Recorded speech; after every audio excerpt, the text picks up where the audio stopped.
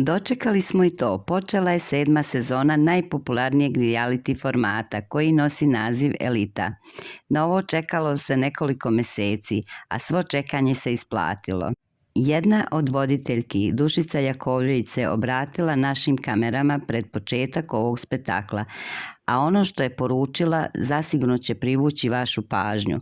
Pomenula je dolazak Dalile Dragojević u tim TV Pink, o kome se bruji već uveliko. Dušica se prvo osvrnula na dolazak Dalile Dragojević u jato ružičaste televizije. Ja zaista ništa to nisam čula. Nisam čula neko zvanično saopštenje. Pominjala se Red TV, ali za ovo zaista nisam čula, rekla je Dušica pomalo zbunjeno. No, vidno raspoložena i odevena u šarenu haljinu sa pink frizurom, uputila se pravo na